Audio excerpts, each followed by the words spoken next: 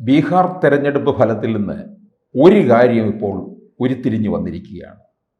India മുന്നണിയുടെ ഭാവി 2024 പൊതു തെരഞ്ഞെടുപ്പിന് വേണ്ടി തട്ടിക്കൂട്ടിയതാണ്. അതെ, പലതരത്തിലുള്ള അസ്വാരസ്യങ്ങളും ഒക്കെ പിന്നീട് നമ്മൾ അതിനകത്ത് കാണുകയും കേൾക്കുകയും ചെയ്തു. ഇപ്പോൾ ഒന്നുകൂടെ കാര്യം തീരുമാനമായിരിക്കുകയാണ്. ബീഹാറിൽ ആയിരിക്കുമോ ഇന്ത്യ മുന്നണിയുടെ അന്ത്യവിശ്രമ സ്ഥലം? ബീഹാറിൽ അന്ത്യവിശ്രമം ആയില്ലെങ്കിലും ഒരു വലിയ അഴിച്ചുപണി ഇന്ത്യ മുന്നണിയിൽ നടക്കാൻ ഇടയുണ്ട്. കോൺഗ്രസിൻ്റെ നിലനിൽപ്പ് തന്നെ ഏതാണ്ട് ചോദ്യം ചെയ്യുന്ന ഒരു തെരഞ്ഞെടുപ്പാണ് ബീഹാറിൽ നടന്നത്. ബീഹാറോടുകൂടി ഈ പരാജയങ്ങളുടെ ഡസൻ കണക്കിനുള്ള ഒരു പിന്തുടർച്ച ഉണ്ടായിരിക്കുന്നു. രാഹുൽ ഗാന്ധി പ്രത്യേകിച്ച് നേതൃത്വ സ്ഥാനം ഏറ്റെടുത്തതിന് ശേഷം 2014 മുതൽ നടക്കുന്ന എല്ലാ തെരഞ്ഞെടുപ്പുകളിലും നിരന്തരം പരാജയമുണ്ടായി. അങ്ങനെ ഇത് ഒരു വിധത്തിലും കോൺഗ്രസ് പാർട്ടിയെ മുന്നോട്ട് കൊണ്ടുപോകാൻ രാഹുൽ ഗാന്ധിക്ക് കഴിയില്ല എന്നൊരു കൺസെപ്റ്റിലേക്ക് അതിനകത്തുള്ളവർ തീരുമാനമെടുത്തിട്ടുണ്ടെങ്കിൽ പോലും അത് പുറത്തു പറയുന്നില്ല. പക്ഷേ ഇന്ത്യ മുന്നണിയിൽ അസ്വാരസ്യങ്ങൾ വളരെയധികം ഉയർന്നു കേട്ടുകൊണ്ടിരിക്കുകയാണ്. പലരും ഇനിയൊരു മാറ്റം ആ മുന്നണിയിൽ ഉണ്ടാവണം, മുന്നണിയുടെ നേതൃത്വത്തിൽ ഉണ്ടാവണം എന്ന് ചിന്തിക്കുന്നവരുണ്ട്. അപ്പോൾ ഇപ്പം എല്ലാവരും വിരൽ ചൂണ്ടുന്നത് മമതാ ബാനർജിയാണ്. അവർ ഇന്ത്യ മുന്നണിയുടെ ചെയർപേഴ്സണായി വരണം എന്നുള്ള ഒരാഗ്രഹം പലരും പ്രകടിപ്പിക്കുന്നുണ്ട്. അവരതിനെ എത്രത്തോളം കൈക്കൊള്ളും, സ്വീകരിക്കും എന്നറിയില്ല. എന്തായാലും അവരുടെ പേരാണിപ്പോൾ പലരും മുന്നോട്ട് വയ്ക്കുന്നത്. ആ വിധത്തിൽ ഒരു അഴിച്ചുപണി ഉണ്ടായില്ലെങ്കിൽ ഇന്ത്യ മുന്നണിക്ക് നിലനിൽപ്പില്ല എന്ന് ഘടകകക്ഷികൾ പലരും വിശ്വസിക്കുന്നുണ്ട്. അതിൻ്റെ പ്രധാന കാരണം ഒരു നോർത്ത് ഇന്ത്യൻ സ്റ്റേറ്റിലും കോൺഗ്രസ്സിന് പിടിച്ചു നിൽക്കാൻ കഴിയുന്നില്ല എന്നുള്ളതാണ്. അപ്പം അത്തരം ഒരു സാഹചര്യത്തിൽ ബീഹാറിൽ സംഭവിച്ചതുപോലെ പലയിടത്തും ഒരു ബേർഡനായും ഇന്ത്യ മുന്നണിക്ക് ഒരു ഭാരമായും അതുപോലെ തന്നെ അവരുടെ വിജയസാധ്യതയെ ചോദ്യം ചെയ്യുന്ന വിധത്തിലുള്ള ഒരു സീറ്റ് ഷെയറിങ്ങിന് കോൺഗ്രസ്സിന് അടിമപ്പെടേണ്ട അവസ്ഥ വരികയും ഒക്കെ ചെയ്താൽ അത് ഇന്ത്യ മുന്നണിയുടെ ഭാവിക്ക് നല്ലതല്ല. ഘടകകക്ഷിയുടെ തന്നെ നിലനിൽപ്പിനെ അത് ബാധിക്കും എന്ന് പറയുന്നവർ ഏറെയാണ്. ഇപ്പോൾ മഹാരാഷ്ട്രയിലുണ്ടായ തെരഞ്ഞെടുപ്പ് പരാജയത്തിലും എല്ലാ ഘടകകക്ഷികൾക്കും അതിനകത്ത് പരാജയം വന്നെങ്കിലും കോൺഗ്രസ്സിനെ കൂടുതൽ പഴിക്കുന്നുണ്ട്. കാരണം കോൺഗ്രസിൻ്റെ ഭാഗത്തുനിന്ന് വേണ്ടത്ര വോട്ട് മൊബിലൈസേഷൻ ഉണ്ടായില്ല. ശിവസേനയ്ക്കൊക്കെ കഴിഞ്ഞതുപോലെ ഒരു വോട്ട് മൊബിലൈസേഷൻ അല്ലെങ്കിൽ അവിടെ പവാറിൻ്റെ NCPക്ക് കഴിഞ്ഞതുപോലെ ഒരു വോട്ട് മൊബിലൈസേഷനുള്ള ശക്തി കോൺഗ്രസ് കാണിച്ചില്ല എന്ന് പരാതിയുണ്ട്. അതുപോലെ തന്നെ ഹരിയാനയിൽ ഇതുതന്നെയാണ് ആവർത്തിച്ചത്.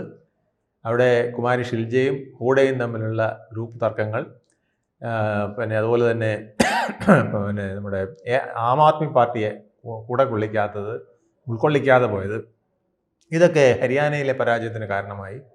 വെറും 22,000 വോട്ടിനാണ് അവർ ഭരണത്തിൽ നിന്ന് അകന്നുപോയത്. ഈ പ്രശ്നങ്ങളൊക്കെ തന്നെ വലിയ തോതിൽ ഉന്നയിക്കുന്നുണ്ട്. ബീഹാറിൽ RJDയുടെ പതനത്തിൽ ഏറ്റവും വലിയ പങ്ക് കോൺഗ്രസിനുണ്ട് എന്നാണ് ഇന്ത്യ മുന്നണിയിലെ പലരും വിശ്വസിക്കുന്നത്. RJDയുടെ അഭിപ്രായങ്ങൾ ഇനി വരാനിരിക്കുന്നതേ ഉള്ളൂ. കോൺഗ്രസിന്റെ അംഗസംഖ്യ എന്ന് പറയുന്ന ഒറ്റ അക്കത്തിൽ നിൽക്കുകയാണ്. വെറും 6-ൽ എത്തിയത് തന്നെ ഒരു ഭാഗ്യമെന്നാണ് പറയുന്നത്. 5-ലായിരുന്നു തൂങ്ങിയിരുന്നത്, ഇടയ്ക്ക് 4-ആയി പോയി. അപ്പോൾ 61 സീറ്റിൽ പിടിച്ചു വാങ്ങി മത്സരിച്ചതാണ്. എന്നിട്ട് അതിൽ 12 മറ്റു സൗഹൃദ മത്സരമാണ് നടന്നത്.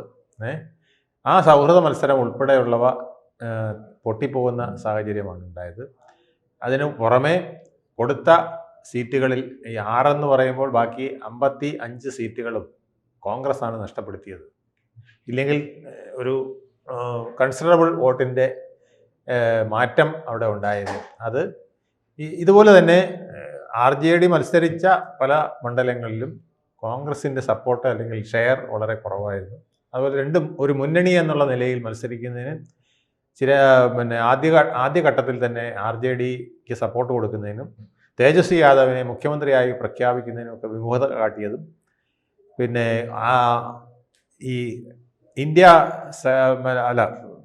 വോട്ട് ചോരി പ്രശ്നം ഉയർത്തി വീണ്ടും മുന്നോട്ട് വരരുതെന്ന് RJD നിർദ്ദേശിച്ചിട്ടും ആ നിർദ്ദേശത്തെ വകവയ്ക്കാതെ മുന്നോട്ട് പോയതുമൊക്കെ RJDയെ വളരെയധികം ചൊടിപ്പിച്ചിട്ടുണ്ട്. ഈ അനാവശ്യ മുദ്രാവാക്യങ്ങളാണ് എന്ന് പറഞ്ഞാൽ ശരിക്കും പറഞ്ഞാൽ യാദവ് വോട്ടുകളിൽ വിള്ളലുണ്ടാക്കിയതെന്നും RJD വിശ്വസിക്കുന്നുണ്ട്. അതൊരു മുസ്ലിം പ്രീണന രീതിയാണ് കോൺഗ്രസ് പിന്തുടരുന്നത് എന്ന് BJP പലയിടത്തും പറഞ്ഞു പരത്താൻ ഇടയാക്കി. അത് യാദവ് വോട്ടുകളിൽ വലിയ വ്യത്യാസങ്ങൾ ഉണ്ടാക്കുന്നതിന് കാരണമാക്കി. അപ്പോൾ പൊതുവിൽ MY എന്ന് പറയുന്ന മുസ്ലിം യാദവ് വോട്ടുകളിൽ അത്തരത്തിൽ പ്രശ്നങ്ങളുണ്ടാക്കി. ഇതിനു പുറമെ മുസ്ലിം വോട്ടുകളിൽ ചില വിള്ളൽ വന്നത് ഒവൈസി നടത്തിയ നീക്കങ്ങളാണ്. ഒവൈസി പറഞ്ഞു, നിങ്ങളാണ് അവരുടെ ബാക്ക് ബോൺ എന്ന് പറയുകയും മുസ്ലിങ്ങളാണ് RJDയുടെ ബാക്ക് ബോൺ എന്ന് പറയുകയും നിങ്ങളുടെ ഒരാളെ അവിടെ ഉപമുഖ്യമന്ത്രി സ്ഥാനാർത്ഥിയായിട്ട് പ്രഖ്യാപിക്കുന്നതിന് പോലും അവർക്ക് കഴിഞ്ഞില്ല. ഇന്നലെ ആ മുന്നണിയിലേക്ക് വന്ന VIP എന്ന മല്ല വിഭാഗത്തിൻ്റെ പിന്തുണയുള്ള അല്ലെങ്കിൽ കുറച്ച് EBC വിഭാഗങ്ങളുടെ പിന്തുണയുള്ള കക്ഷിക്ക് തന്നെ ഉപമുഖ്യമന്ത്രി സ്ഥാനം കൊടുത്തു. മുകേഷ് സാഹനിക്ക് ഉപമുഖ്യമന്ത്രി പദം വാഗ്ദാനം ചെയ്തപ്പോൾ എന്തുകൊണ്ട് മുസ്ലിമിന് അത്തരത്തിലൊരു വാഗ്ദാനം ഉണ്ടായില്ല എന്ന ഒവൈസിയുടെ ചോദ്യവും അവിടെ പ്രസക്തമായി. ഇതെല്ലാം കൂടെ ഉണ്ടാകുന്നതിന് പ്രധാന കാരണം ആദ്യ പീരീഡിൽ ഒന്നിച്ചിരുന്ന് മുഖ്യമന്ത്രി തേജസ്വിയാണെന്ന് പറയുന്നതിനും അതിനുശേഷം ഒരു ഉപമുഖ്യമന്ത്രി സ്ഥാനം EBCക്കും ഒന്ന് മുസ്ലിമിനും പ്രഖ്യാപിച്ചുകൊണ്ട് ഒരു മുന്നേറ്റം നടത്തുന്നതിനും ഒക്കെ തടസ്സമായി നിന്നത് കോൺഗ്രസ് ആണ് എന്നും വലിയ ആക്ഷേപമുണ്ട്. ഇതൊക്കെ കൊണ്ട് ഇനി വരുന്ന നാളുകളിൽ കോൺഗ്രസ് ഇതേ നില തുടർന്നാൽ പലയിടത്തും അവർ ഇന്ത്യ മുന്നണിയിലെ ഘടകകക്ഷികളുടെ വോട്ട് കട്ടറായോ അല്ലെങ്കിൽ വോട്ട് ഈറ്ററായോ മാറി അവർക്ക് കൂടുതൽ അപകടമുണ്ടാക്കും എന്നുള്ളൊരു ധാരണയും ഉണ്ട്. ഈ മമതാ ബാനർജിയെ ചെയർപേഴ്സൺ സ്ഥാനത്ത് കൊണ്ടുവന്നാൽ കോൺഗ്രസ് അത് അംഗീകരിക്കും? ഒരിക്കലും അല്ല. അങ്ങനെ വന്ന അവരുടെ അപ്രമാദിത്വം നഷ്ടപ്പെട്ടാൽ തന്നെ അവർക്ക് അവിടെ നിൽക്കാൻ കഴിയില്ല. ഈ മമതയുടെ തീരുമാനത്തിന് കോൺഗ്രസ് വഴങ്ങും? ഒരിക്കലും തീർച്ചയായിട്ടും അത് വഴങ്ങാനുള്ള സാധ്യത കുറവാണ്. പക്ഷേ ഇന്ത്യ മുന്നണിയിലെ മറ്റ് ഘടകകക്ഷികൾ അത്തരത്തിലൊരു ഡിമാൻഡ് വെച്ചാൽ മൗനം സമ്മതം എന്ന രീതിയിൽ മുന്നോട്ട് പോകേണ്ടി വരുമെന്നാണ് എനിക്ക് തോന്നുന്നത്. കാരണം ഒരു ക്ലെയിം നടത്താനുള്ള ശക്തി ഇന്ന് കോൺഗ്രസിന് ഇല്ലാതായിരിക്കും. ഇതിനിടയ്ക്ക് ഇന്നലെ നരേന്ദ്രമോദി തൻ്റെ പ്രസംഗത്തിൽ വളരെ വ്യക്തമായി പറഞ്ഞു, കോൺഗ്രസ് പിളരും. അപ്പോൾ ഇനിയും കോൺഗ്രസിൽ ചിലർ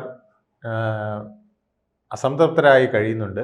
അതായത് മുസ്ലിം ലീഗിൻ്റെ നയം, മുസ്ലിം പ്രീണനം എന്ന നയം, ഇന്ത്യ വിരുദ്ധ നയം ഒക്കെ കൈകാര്യം ചെയ്യുന്ന കോൺഗ്രസിനെ ഉള്ളിൽ നിന്നുള്ള ചിലരുടെ പ്രതിഷേധം ശക്തമാകാനായിട്ട് ഇത് കാരണമാക്കും. അങ്ങനെ കോൺഗ്രസ് ഇനിയും പിളരുമെന്ന് പ്രധാനമന്ത്രി പറയുകയുണ്ടായി.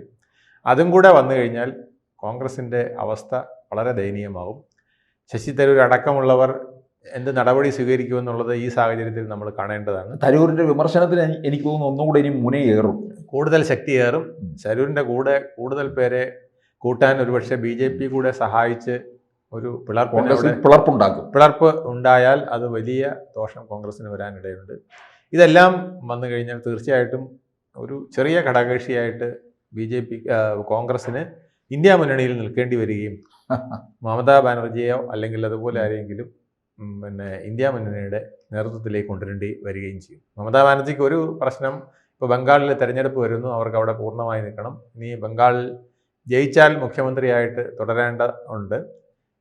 പിന്നെ അവർക്ക് ആരോഗ്യ പ്രശ്നങ്ങളും ചെറുതായിട്ടുണ്ട് എന്ന് പറയുന്നുണ്ട്. ഇന്ത്യ മുന്നണിയെ മൊത്തത്തിൽ ഇത്തരത്തിൽ നയിച്ച് ഇന്ത്യ മുഴുവൻ കറങ്ങി നടന്ന് ചെയ്യാനുള്ള താല്പര്യം അവർക്കുണ്ടോ എന്നുള്ളതും സംശയമാണ്. BJP എന്നാൽ ബീഹാർ കഴിഞ്ഞാൽ അടുത്തത് ബംഗാളാണെന്നൊരു സൂചനയും ഇട്ടിട്ടുണ്ട്. അപ്പോൾ ഇന്ത്യ മുന്നണിക്ക് ഇനി വരുന്ന നാളുകൾ അത്ര ശുഭസൂചകമല്ല. വലിയ പോരാട്ടങ്ങൾ BJPയുടെ ഭാഗത്തു നിന്ന് അവർക്ക് അഭിമുഖീകരിക്കേണ്ടി വരും.